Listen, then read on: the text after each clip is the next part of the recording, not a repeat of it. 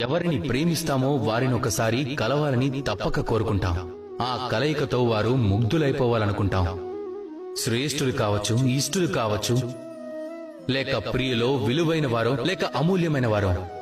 అటువంటప్పుడు మనం ఏం చేస్తాం? మనం ఎంతో ప్రేమగా వారికి తగిన బంగారము, ఆభరణాలు, రత్నాలు, వజ్రాలు, ముత్యాలు తీసుకొస్తాం. నిజానికి అవే సర్వోత్తమమైన బహుమతుల? ఏమాత్రం కాదు. సర్వోన్నతమైన బహుమతి స్వాతంత్రం. వారు కోరిన విధంగా జీవించేటటువంటి స్వాతంత్రం. ఒకవేళ మీరు స్వతంత్రాన్ని ఇవ్వలేని పక్షంలో వారెక్కడో ఒక చోట బందీలైపోతారు. వారి వికాసం ఎక్కడో దగ్గర ఆగిపోతుంది.